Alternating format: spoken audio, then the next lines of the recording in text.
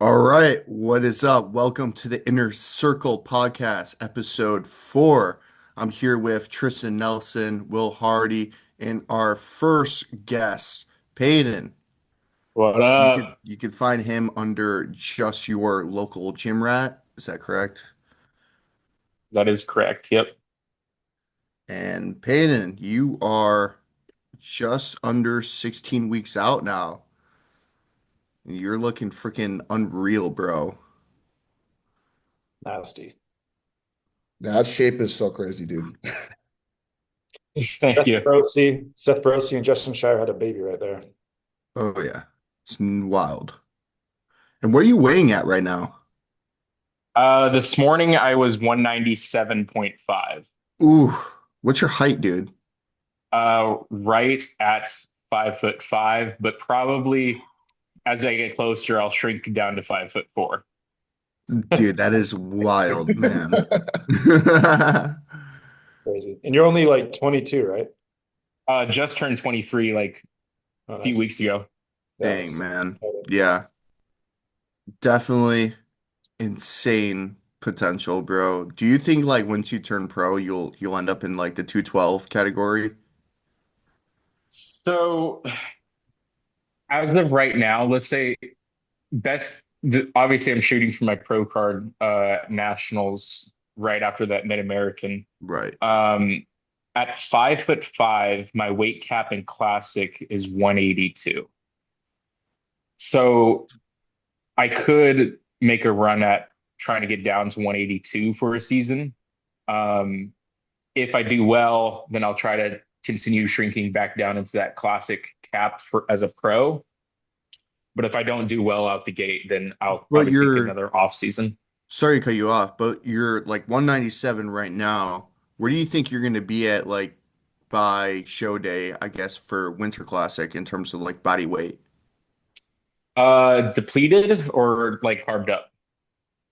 I'd say depleted because if we're comparing right now how much muscle you have and you're already like super lean, I'm just trying to think, like how much, size you would end up, actually trying to maintain or lose, to sacrifice getting into that classic pro cap. It's hard to say depleted because I started really cutting down uh 2 months ago. I didn't really start prep till here recently, but I started at 201 and I had soggy glutes. I had Mhm. ab outline, and I'm only down 4 pounds, not even 3.5 pounds, and I have striated glutes now. So That's what I'm I've saying, man. It's like you already you're gonna be super conditioned at like a heavier body weight.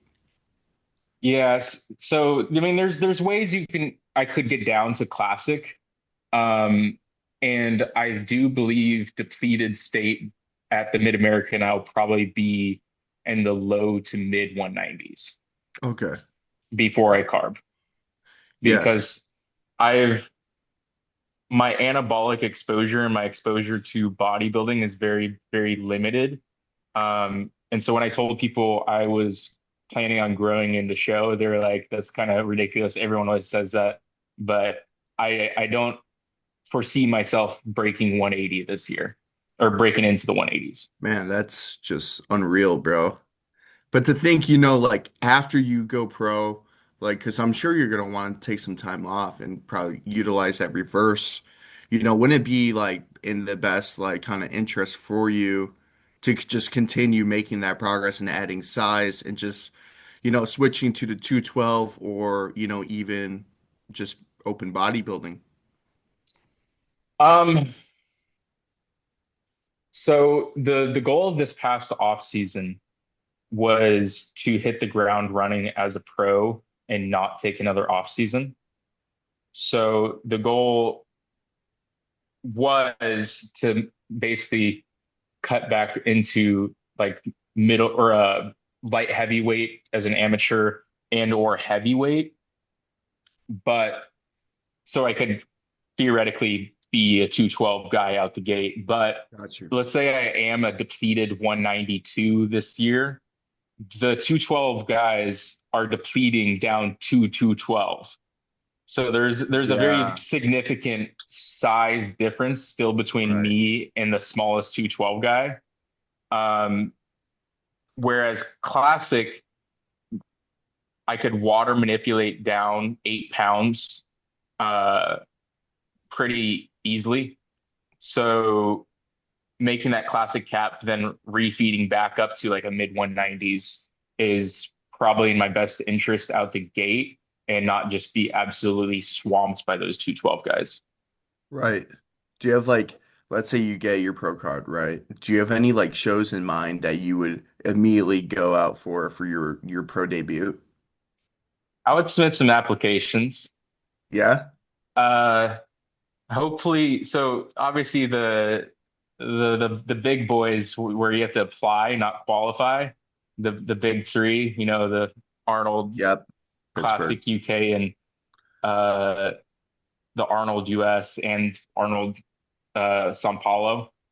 Oh, okay. Um, the thing about those ones, you need to like really, really make a name for yourself, not necessarily in like a win streak thing. They just look at like how popular you are at the Yeah, they time do. of the application. Um, so I'm really, really, I mean, I'm definitely wanting to like shoot for the stars. I'm really wanting to make a statement at nationals. So if I do submit an application, it's granted. That would be really, really sweet, man. Good Well, luck. What's kind of like your training philosophy going into this prep? Like how do you kind of approach training right now? Um, so right now I am doing like, are you talking about like splits and volume and intensity, stuff like Okay. that? So right now I'm preserving strength um, by running a strength program and not really. So I have a very mixed philosophy than most people do in bodybuilding. So I do read a lot of the evidence and like evidence-based lifting stuff, but also I take a lot of anecdotes. So like there is a different look to certain bodybuilders based on their style of training. Like a lot of bodybuilders who talk about the pump and like flushing as much blood and like lactic acid into the muscle usually have bigger, fuller muscles, but not necessarily that like hard density to their physique. So like if you look at someone that like trains hard and heavy, like a Dorian Yates or James Hollingshed, mm, Ronnie Coleman, like if they turn to the side, you see the texture of their skin is a little bit different because they've been training very, very, very heavy. Again, it goes against all literature. All literature says that everything creates the same outcome. But if you look at like FST7 or any Hani Rambod's guys over the past 3 decades, they all have a very bubbly, full look to their physique, but they don't necessarily have that grain to them. So right right. now, since I'm young, again, my training age is very, very young.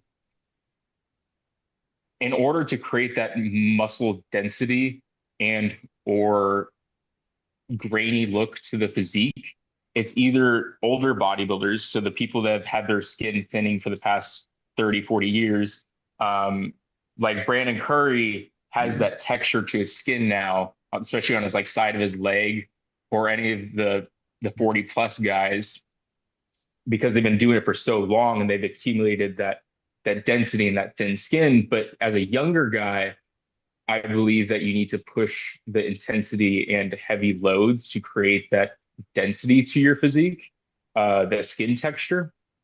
Again, it's all in theory, but that's why I'm trying to rapid accelerate that muscular density right now. right. And then And there also is some like science behind it. Like we can activate, three different muscle type fibers. We have our, 1A fiber, which is our more, endurance based, more of like cross country runners and marathon runners have that type of, muscle fiber where they require more oxygen and less glycogen, where opposed to, lifting as a two-way, which is more in the middle hypertrophy, and then the type 2B, which is this extreme like strength training kind of outputs. So I mean, I definitely think there's like it's like a combination of theory and science in there. But definitely there is something to really, you know, activating those type 2B fibers early on into like a lifting career that will build, that density, but also start, your muscles know how to really, start to activate those types of muscle fibers, and it starts automatically doing that instead of, the other types of muscle fibers. So I think there's definitely a mix in there, but dude, for sure. Like I definitely think everyone should be, doing some heavy duty training, especially like in a prep setting. You know, if you don't want to, reduce size, super early on, you got to keep that load heavy. No, I completely agree. Yeah, I'm running it for the first chunk. I'm actually gonna probably switch in the next 3 or so weeks, um, to a higher base, more safe approach. As you get closer, obviously you're more susceptible to injury, and that's really why I'm switching it. Right. Um, but yeah, definitely to preserve that strength, because preserving that strength and getting stronger is what's gonna yield the muscle retention aspect, in my opinion. Keeping that volume and intensity high as you can. Definitely. I Is was there gonna like ask, any compound movements that you're doing right now that is maybe, a little unconventional? I'd say most of the stuff I do is unconventional. Uh, but like compound movement wise, yeah, I do like heavy sets of 3 to 5 on bench press right now. Dang, like flat bench. Flat bench, flat Wow. barbell. Yeah, that that's is Um, interesting, man. one it's thing I was definitely gonna ask. like from Sorry. a like long-term perspective too, just like being young, like you got the like super healthy tendons and ligaments to be pushing heavy so they can withstand that. So you can build that up density in your career. And then as they maybe somewhat more deteriorate, switch to the more volume approach to get the more volume size too. So like just makes sense. Like you're not going to want to switch to super heavy loads when you're maybe like 30, after decades of bodybuilding, that makes sense too. That makes sense for sure. Yeah, yeah, it's definitely something I've thought of.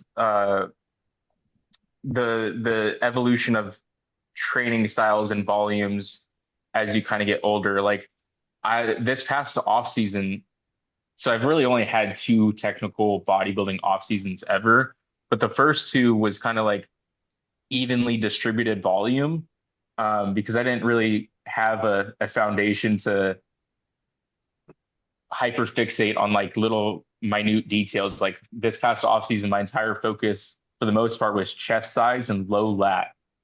Um, so I just basically spammed those multiple times a week, and that's not something I did previous because I just didn't have that muscular foundation.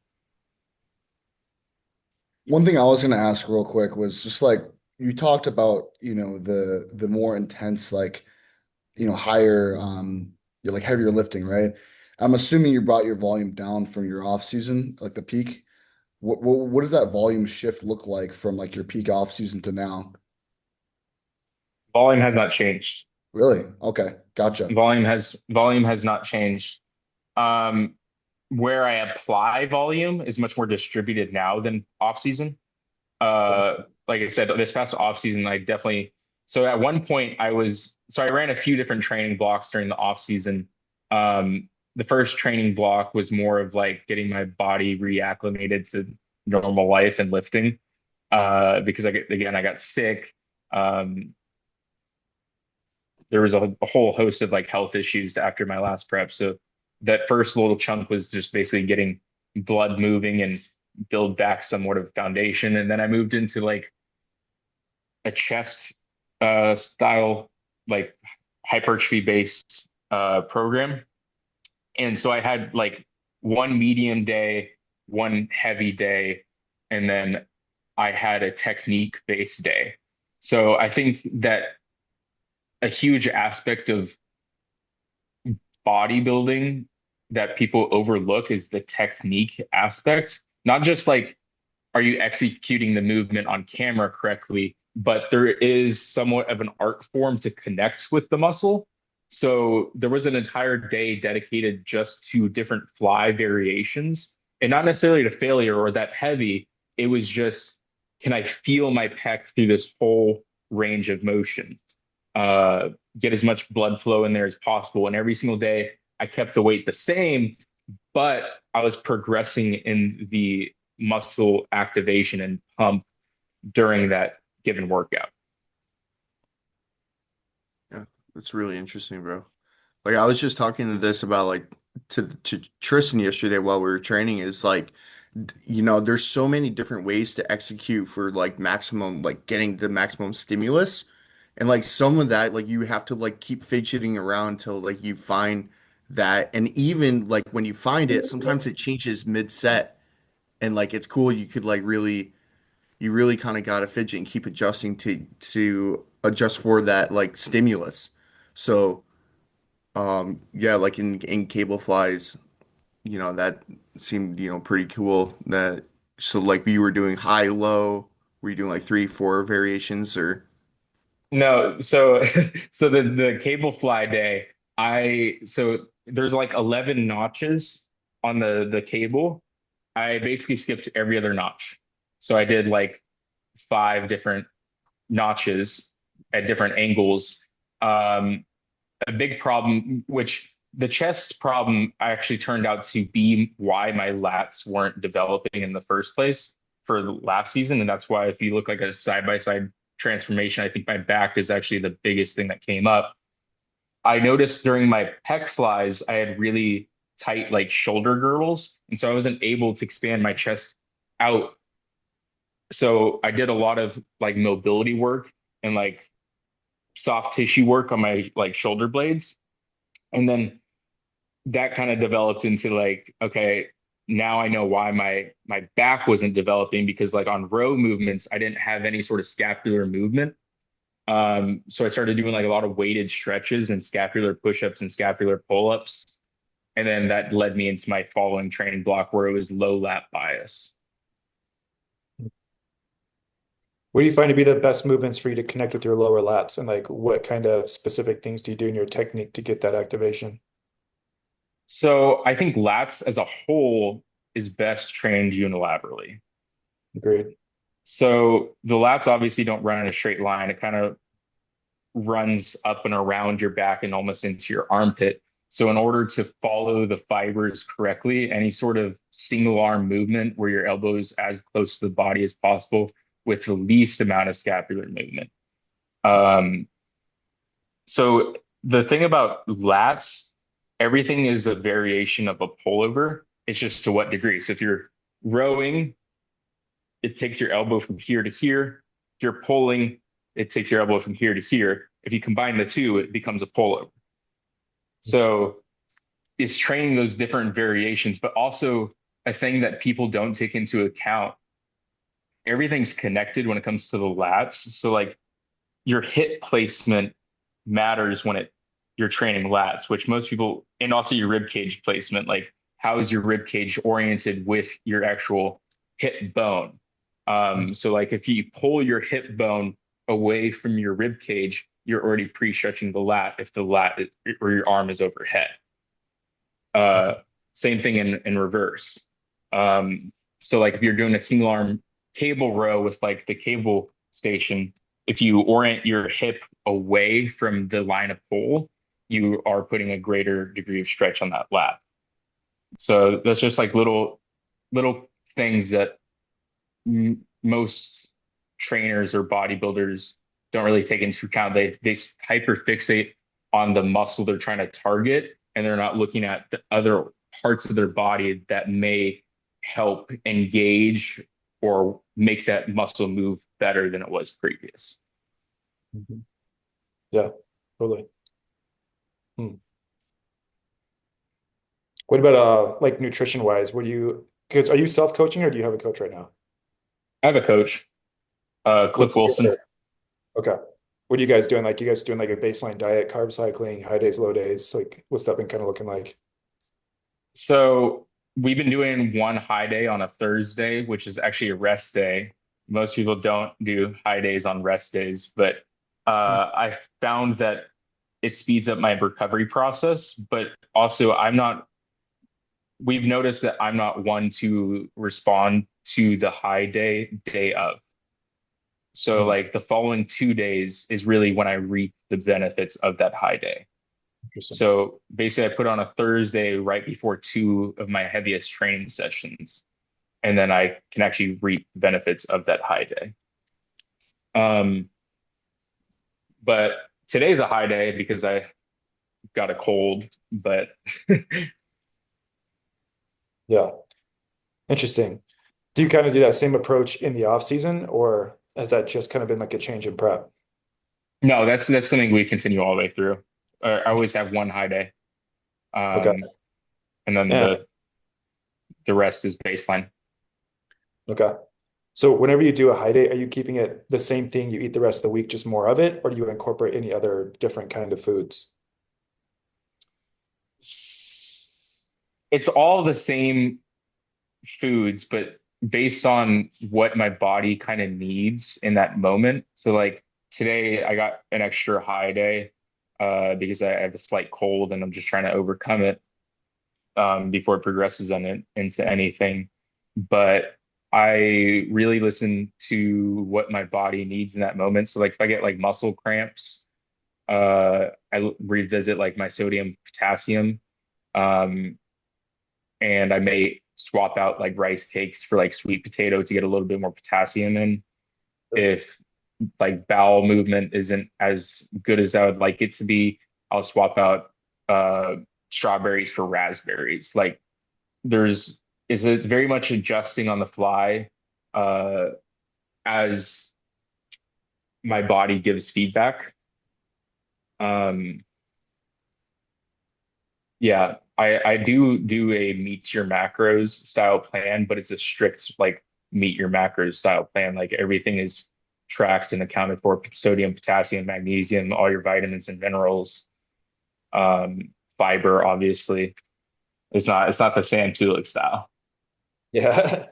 I was gonna Uh, ask, is that like macro tracking? Is that gonna be something you stick to throughout the entire prep, or is that gonna get like more structured as it goes on to a strict meal plan towards the end? Or Yes, so the way my coach does it is the off season and start of prep is to find what foods work and don't work and how your body responds to said foods. So he gives you a lot of flexibility as far as like what we can do, like what foods you can use. So we can know better making a meal plan really close to show and like know different outcomes. Because I feel like that's the beauty. Most people, I think, execute meet your macros terribly. Uh, I think it's not for most people because they just eat Five Guys all the time and shit quality foods. But I think if you do understand how Meet Your Macros works and you track everything, I think it is superior to a meal plan because you do get to try out different foods and see what works and what doesn't work and when to implement certain foods at what points to have a certain outcome that you're looking for. So during, that phase, have what kind of foods do you find worked and didn't work with you? So this past off season, I figured out that white potato makes me very bloated and distended. Um, Sweet potato though does not. in the same Sweet way. sweet potato, I basically don't even feel it in my stomach, even if I eat like 3 pounds of it. Yep. I don't know necessarily what it is about white potato, which it sucks because I love me some French fries. It's probably the Yeah. starch content, honestly. Yeah. Um, Same thing with like black beans. Black beans, I tried as a fiber source, does not work with me. Same issue. Black beans are also a high FODMAP food, so that's probably just something your body responds in that way too. Same thing with potatoes too. White potatoes, red potatoes are more high FODMAP, whereas sweet potatoes more low FODMAP. So it makes total sense. It tracks. Interesting. Do you guys have different like macros for high days and your baseline days, or do they kind of stay the same? Just carbs go up, or just like protein come down, carbs go up, fats come up? What's that kind of look like? So my coach has a very different approach than most. He's not afraid to pull anything. A lot of people really toggle on that carb. Like they on in prep, they just have higher carbs. Their fats kind of stay the same. Fats may fluctuate a little bit, but protein's always super, super high. That's like the typical approach. Um, as we get closer, we're not afraid to get that protein more and more towards 1 gram per pound of body weight. Um, and we tend to keep the fats pretty high. But like right now, so like a high day for me right now is 225 protein, 65 carb, 350 or no, 350 carb, 65 fat. And then a normal day would be 335 protein, 60 fat, 190 carb. Yeah, that's a decent amount of protein for, you said 196 is what you're weighing? 197. 197. Yeah, I mean that's a decent amount. Hmm. Yeah, that's interesting. I've always honestly, I'm a big fan of a little bit higher fats, even for, like both for natural. Maybe it doesn't make sense for everybody, obviously, but I find having the fats a little bit higher, like my off season, my fats were more like in the 90s, and I noticed significantly better pumps. I held fullness much better just from slowing down that GI tract too, and just much more stable levels of energy throughout the gym too. Like especially fats in my pre-workout meal, definitely help significantly. So yeah, I think it's always good to not even just experiment with like different foods that you eat, but also different just macro kind of profiles to see how you feel like your body responds um, with training performance, fullness, leanness, etc. But yeah, I've always kind of liked a little bit higher fats myself too. Yeah, I find when my fats are high, it doesn't necessarily directly translate to performance for me, but I feel healthy. Like there, like a feeling of health.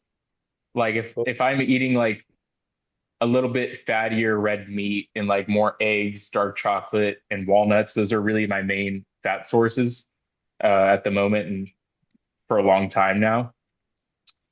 I feel better than if I were to have those calories allocated towards proteins or carbs. Hmm, interesting. Hmm. I wonder if that has anything to do also like with like you talked about those refeed days, having those refeed days on your rest days because you notice less of a benefit on your training days. And I wonder if like slowing the fats down on those rest day or like slowing the carbs down with those fats on those rest day refeed days is helping that translate to those carbs kind of holding for that next training day. Yeah, I mean that definitely could be the case. I just don't. I don't find an immediate benefit from a high day. Like I just feel as if my digestion's working just as hard as my muscles are trying to keep up during the workout. Yeah. Uh, so yeah, and I like the next day fullness and like pumps I get from a high day is way crazier than anything I get on the day of. Yeah, I'm the same way. It's usually like the next day for me, I would say. Sometimes even for me, like I have the high day, and then once I go back to my low days, when my I have less food in my digestion, like I really start feeling all those carbs start to add up, and then it shows a lot more in the lift, opposed to just like the consistent, what you said, your digestion working just as hard as your muscles during those high days. It doesn't really, I mean, carbs need hours to actually digest and absorb into the cell anyway. So that totally like makes sense. What's kind of like your, how do you kind of go about your mentality in prep? Like where maybe things like, some people kind of like tell themselves like, oh, I'm going to become champion, or like some people are just kind of more so focused on the day to day. Like what's kind of just like your mentality overall in prep? Um, so as I said previous, I got sick last time, and I was doing the Ben Weeders, which is the only I think the only way to get an IFBB Pro card drug tested. I think Um, there's Toronto too. yeah, That's where Chris I think Aceto's there's a from. few, but the Ben Weeders is like That's the the main. yeah the flagship one. Yeah. Um, I had like a lot of hype. I just got signed with Hostel, like bodybuilders without boulders and like buys and tries and like all these different podcasts were talking about me. And I was like looking at the competition, like the front runners of the competition, and I was like so so confident I was gonna just walk away with it. And then I got sick. Um, but I really it really the reason why I didn't even start my off season for like 2 months after that was because I was so down about it. I was fully convinced I was gonna win. And I watched as I got sick and I stopped training, I watched me wither from a 156 stage weight to a 150 flat fat weight. Mm. Uh, so that really took a toll. But I was like reviewing my posts every single day of like leading up to the show and all my check-ins and everything. And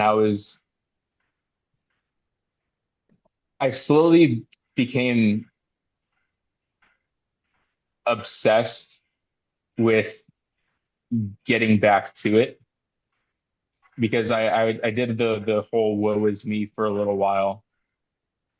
And like if my body would have just held up for 2 more weeks, like I would be where I would want to be. And so my mentality this time around is much more enjoyable. Um, I don't feel like I have anything to prove. 100%. So I'm having fun. I had fun last go around, but it was all centered around doing what I thought I was like destined to do. Totally. Um, this time around, I'd like I said, I'd like to make a statement. Um, but I'm just taking it day by day, doing the best that I can, and I can't control the day of. Yeah. So, I mean, Same. last prep Same, show man. day to your peak off season, you gained like almost near 50 pounds. So, like, clearly, that was like a driving motivator that got on your ass and made you work for it. Do you think now it's going to be a lot more rewarding, if you go pro at nationals compared to, the natural Ben Weeder? Yes, I think it would be more rewarding. Yes. Um, because I was still so new to it. Like 2024 was like my first year I was competitive. Like I was like in it.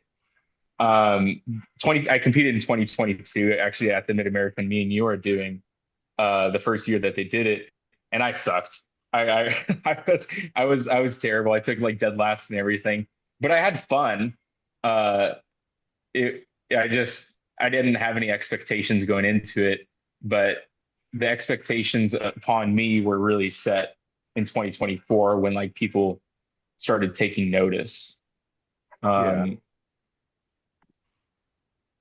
so yeah, I'm just taking this one day by day.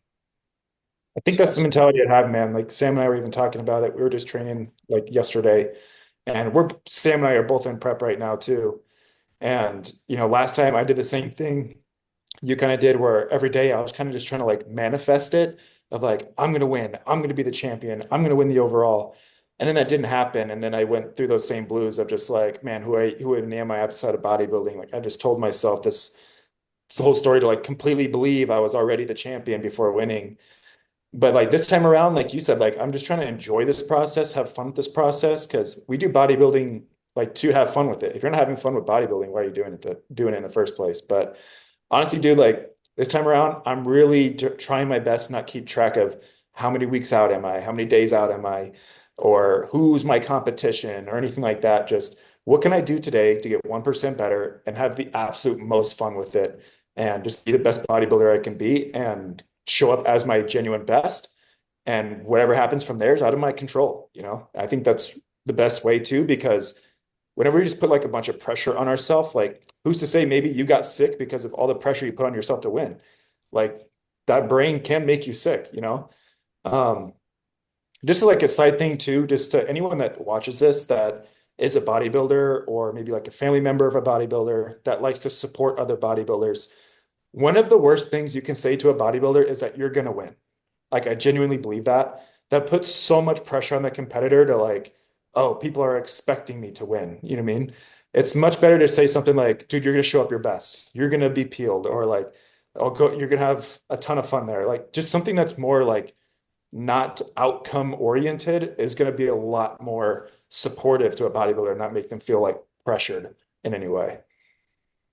Right. I also do think like there's something behind, as you mature as an athlete and as a bodybuilder, you get better at handling those type of, situations and handling the pressure of like being on prep. I think now that we had to go through, those phases of putting all that on ourselves, to really realize, the pinnacle of the sport's a sport to have fun and to compete, you know. So, adding that, taking off that mental pressure, like, is just a huge relief, even for me this prep. Um, but yeah, Your body's going to respond so much faster too to like refeeds, to the deficit, to cardio when you're just genuinely having fun and there's just no stress. Like, dude, I've noticed in this prep, I've actually had like way more energy, way less hunger, way less fatigue. And I think honestly, a huge part of that is because I'm not stressed about the outcome. I genuinely like feel that. Also just like putting yourself in more of a community. I don't know what you kind of do for this pain, but dude, like my last prep, like isolated myself so much and it was just like me against the world. Whereas this time around, like, dude, I'm making an effort to go out to other places, like be at church, go travel down to train with Sam or put myself around other bodybuilders. Cause it's just like, why would you not want to have that support? You know what I mean? It's only going to help you. It'll only make you enjoy it more. And because I think like everybody kind of just sees Jay Cutler like, oh, I lived in a box. And like, I want to be like that. You know what I mean? Like, oh, me, lock myself in my room. But it's like, it's not fun, bro. Like, the whole part of this is to have fun. yeah, Yeah, big go on, Pin. that's definitely something I've really focused. I wanted to compete again when my coach said I was good enough to compete. Uh, that was like number one. But number two, I did do that. I I found myself too cut off. Mhm. Um, and so I really wanted to fix that as a person before I was competing again. Like being okay with doing non-bodybuilder related things. Like I don't know if you guys are familiar with Columbia, Missouri. It's a where Mizzou is. Hmm. It's a college town. There's not like a huge bodybuilding population here. There's a few bodybuilders, but it's I don't have a whole lot of like-minded individuals like by me. And so like I have to somewhat accept that I am the oddity. And people can't conform to my life. So I have to not conform to other people's lives. I am very task oriented and like I do what I can. But after you check all the boxes during the day, like why sit around and just think more bodybuilding? Like go out and do something. Yeah, I Yeah, noticed. I can be part of that.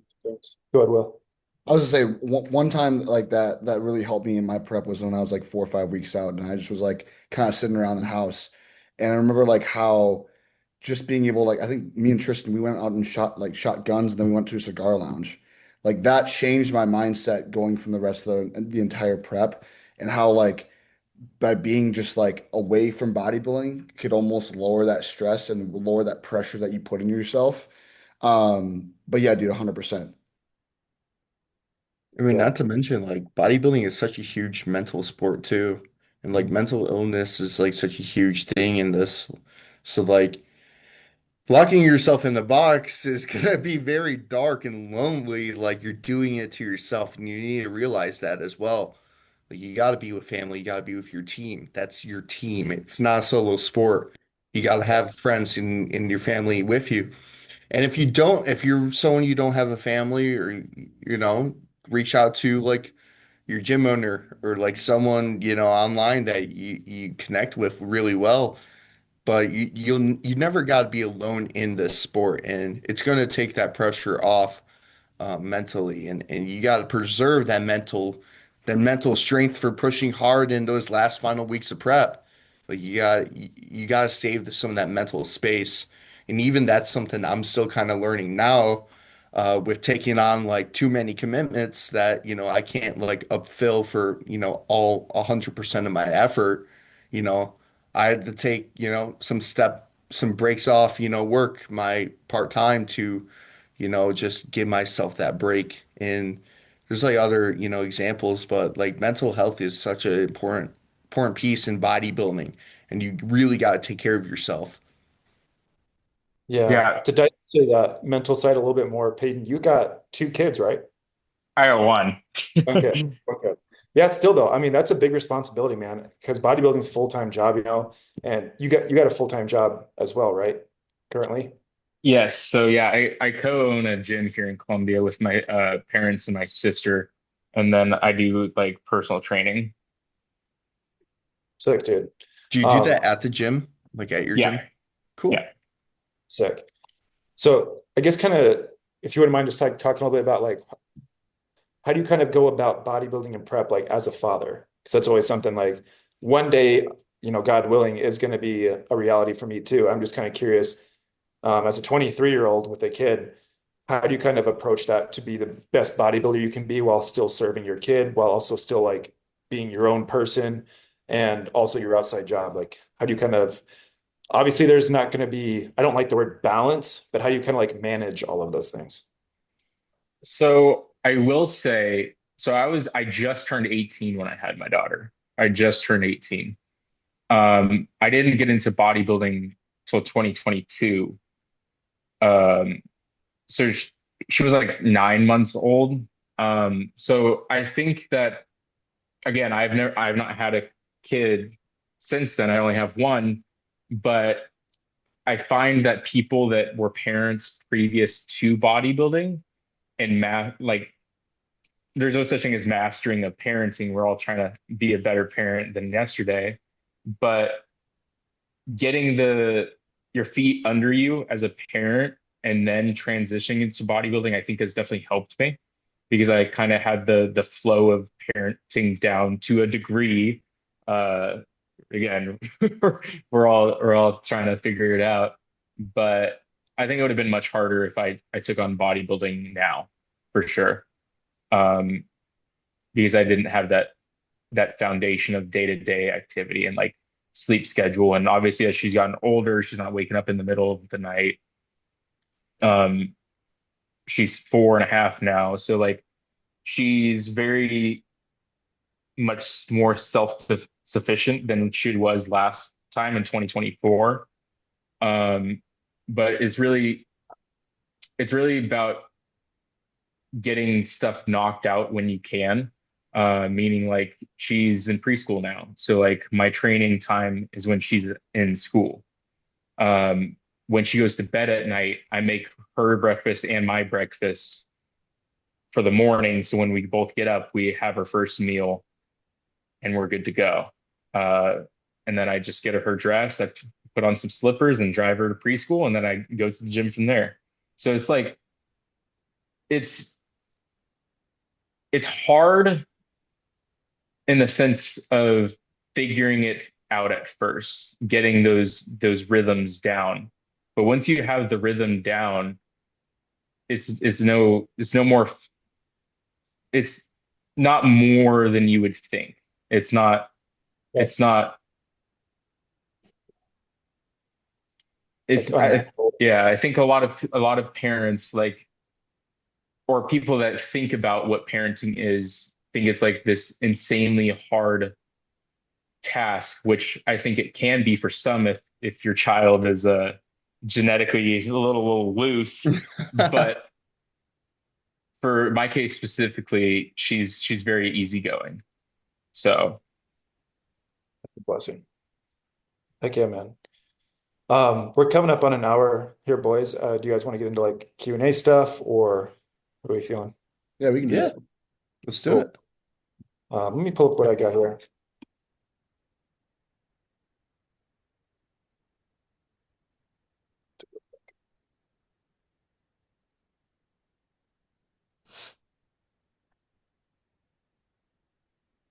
Be cool to see if your daughter became a future bodybuilder. That'd be dope. she wants to be. Really? Yeah, she has so I pick her up from school, and one of her first questions that she asks is to see the videos. And it's the videos Oh, of my training session of the day. And then she has her own foam weight set that she tries to emulate what I'm doing on her foam weight set. That's awesome, dude. you That's ever so at the gym and cute. she's like, come on, daddy, one more rep or something like that? Yeah, so I when before preschool, I mean I would have to take her to the gym sometimes and train people. So like I have a lot of old photos on Instagram of like when she was still a baby, like holding her in the little front pouch training people. That's so Mm, dope. super cool. Dude, I feel like whenever I'm a dad and I have like my daughter or my son just right there, little like hitting a nasty rep, and they're just like, one more, daddy. I'm just Yeah, like, that's some awesome motivation. these questions are like really far back, but if you guys got any questions for him, feel free to rip them while I'm still trying to find these. They're back in my screenshots.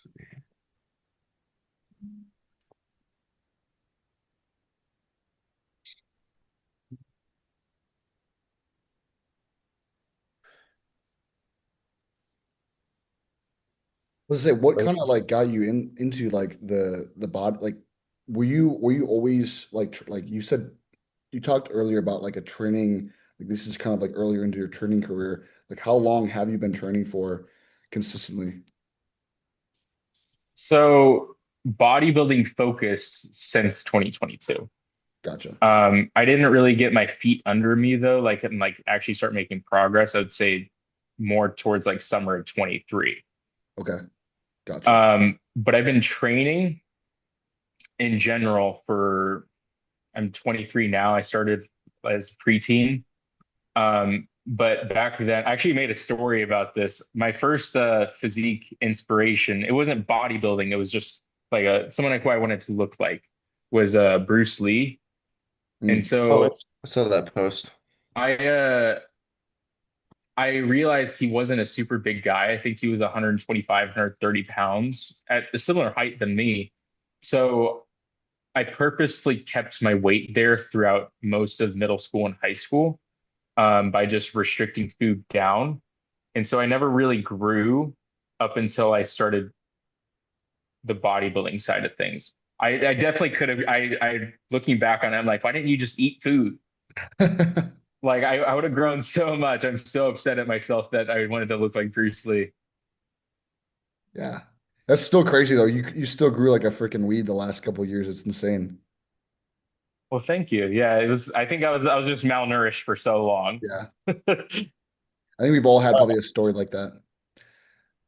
we got a question here. This is a good one. I like this. What's the craziest thing you've ever done in a prep? Mental, physical.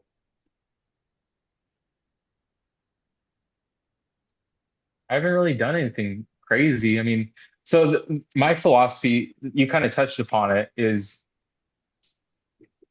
we're putting ourselves through this and like you need to find enjoyment out of it. Um, I never, I know this is sound crazy, but like I never really had an inkling to like text my coach and like eat something off plan or like do it and not tell him or do it and tell him. Like I'm so my enjoyment is being better than my like yesterday. Like I always one of my I posted this multiple times is the better today thing. I just post two words. It's just better today. Um, that really keeps me going forward is I want to beat the logbook every day. I want to master a new variable. I want to get a little bit better sleep. I want to do whatever. So I wouldn't say there's anything like super crazy that I've done during a prep. Um, maybe like when I did compete at 156 last time in 2024, and I kept my strength pretty high. I was still able to do like 315 for like sets of like 5 to 8 on bench at 150. I'd say that was pretty cool. Yeah. Wild. I was gonna Yeah. ask now transition, what's the craziest food combination you've maybe done in prep? Have you gotten any of those crazy food combinations? Um, so last prep, one of my meals was like an egg white smoothie. It was basically greens powder, a kiwi, and egg whites with ice. Interesting. Uh, it was gross. I don't do that anymore because Ooh, I also found out that if you just drink egg whites, it's not as absorbed as if you Yeah, cook them. it's 50% less bioavailable. mhm. Yeah. But no, You just poured everything's pretty raw egg standard. whites. You didn't cook them. No, just drink I'm them. wondering if you cooked them and then threw them in the blender. That would be disgusting, though. You get little chunks of egg whites in there. Yeah, no, I definitely don't recommend.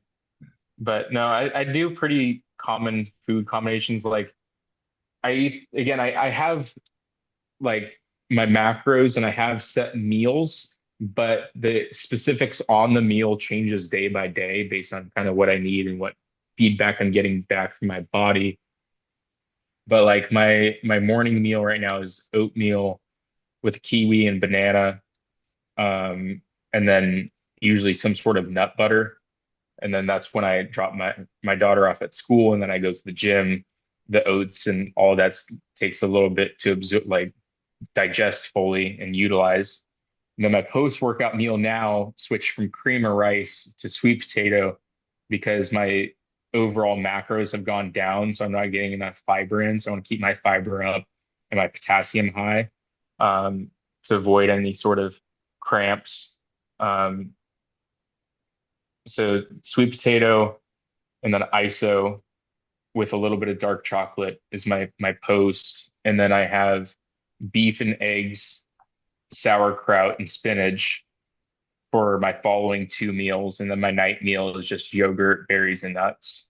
I like it. Pretty balanced. Yeah, diverse. Um, you guys want to wrap it up in this one last question? Sure. Yeah. Cool. I feel like this is always just like a good question for any guest that's on here, but kind of do it like in two different ways. But what's one piece of advice you would give to any bodybuilder out there in their current journey that's maybe just beginning, they're intermediate, or even advanced? And then what's a piece of like advice you wish you could take maybe off of the internet or just stop being spread to bodybuilders as well?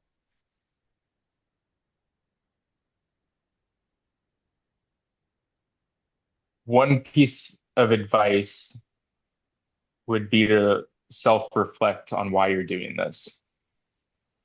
I feel I know people, and I know you guys know people at your local gym or someone on the internet that's DM'd you, and instead of asking questions like how to make my physique better, it's how do I get a sponsor?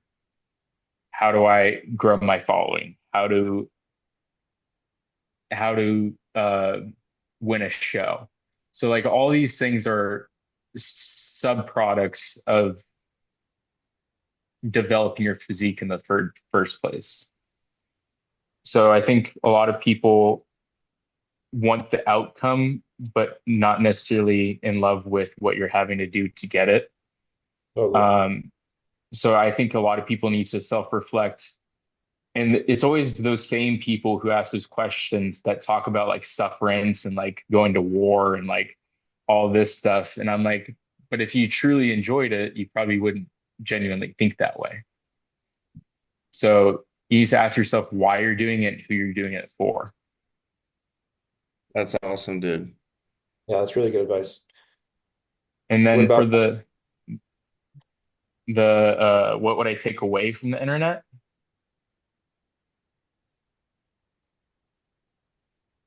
The my way is right and anything that contradicts it is wrong. Mm, You do speak on a lot of like certainty, and there should be no certainty in bodybuilding. mhm, No. Um, I think that it's I have friends in all camps, the obviously the bro science, the science based, and there's validity to all of it. But there's also validity in extremities. And there's validity in nothingness.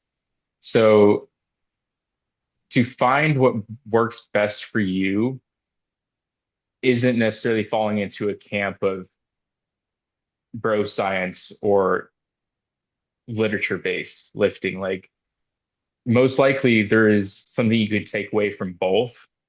Um, I don't know. I think that people who have hardcore stances, and if you try to like argue the statistics or the stats or the literature with them, and they always are disproving, usually they have a program they're trying to sell you, or they're just straight up stupid. yeah, that's, 100%. Very facts. Yeah. yeah, great, man. Yeah, I'll kind of like say one thing like with the going to war thing is like I think you can go to war, like have that mindset, like I'm going to war with a positive mindset if you feel like you're doing it for the right reasons. You know what I mean? Where maybe some people it's not like that, but like whenever I go into a leg day, it's like I look at it as like a fun, I'm going to war with myself to like be better. You know what I mean? It's like you kind of have to have that mindset of like, I'm here to like battle and not like in a, I'm literally going to war. Obviously, those are two different things, but it's like your war, your battle, you know? Yeah, no, I agree with you. I should have clarified that it's the dudes that genuinely say they're suffering and they're actually suffering. Like there's at no point, yeah, you get hungry, yeah, you're tired, yeah, it's whatever, but I always viewed it as like the ti more tired I am, the more my butt hurts to sit down, the closer I'm getting to my goal. 100%. Exactly. Dude, I love being hungry. I love like I get dopamine from being hungry. I'm just like, yes, I'm getting shredded. Like, you know, like I love it. It's And like working. that's just yeah, that's just passion, man. Like that's like when you really love this, you know, it's like I'm excited for the point when I get to prep where it's gonna suck. Because like I know there's so much mental growth in that period, you know. And that's what we live for, dude. Like that's what I love about prep so much is it's like I feel like I just enter into this cocoon and I emerge a butterfly because of that hardship. That's like Dude, yeah. condensed hardship in like a time frame. You're just like, I'm gonna level up so much more in this period. It's like peeling back layers on your like own self-development. Yeah. Every Yeah, time I do a prep and come out, I'm like a stronger, more developed person. Not just in bodybuilding, but outside, mentally. totally. Hell yeah. Is there anything else you guys want to touch on or wrap it up here? Good Top wrap up. three gayest bodybuilding foods. Top three, I knew that was coming. anything to do with iceberg lettuce. Well, you can't Okay. even eat iceberg lettuce. You get sick nowadays. But Yeah, you no, mean like volume maxing? yeah, just absolute That's gay. filling the stomach like 20 cucumbers a day. There, Yeah. no, shoot, I don't know. I mean,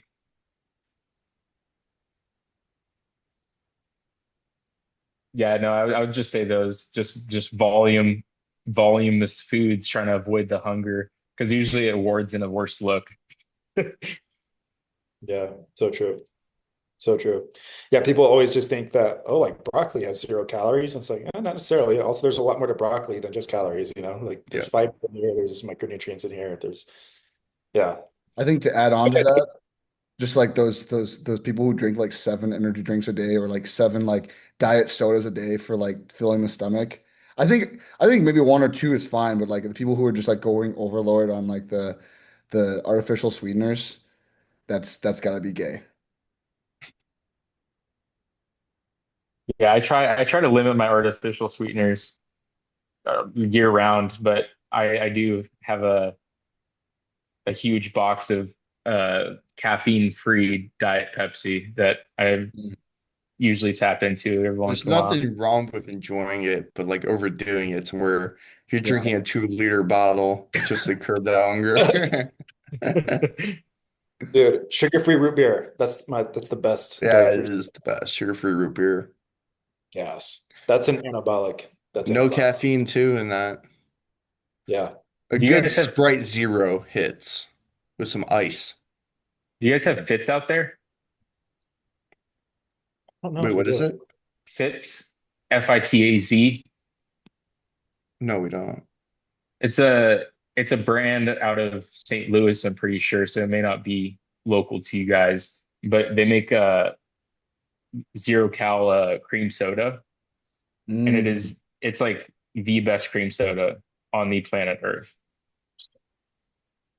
Bro, something I really want to try out here soon is like a vanilla protein creamy with some sugar-free root Root beer. beer That float. Yeah, that's That'd fire.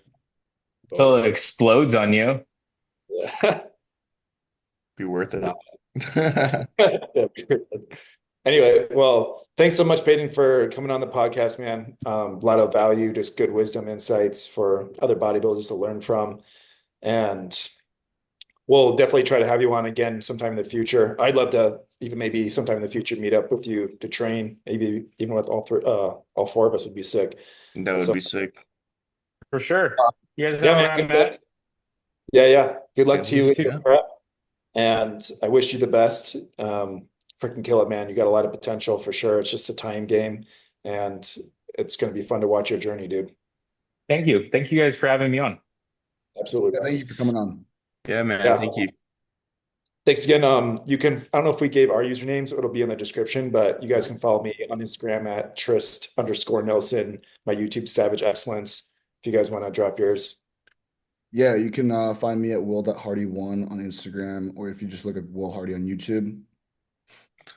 I'm at samuel.gothelf on both YouTube and Instagram.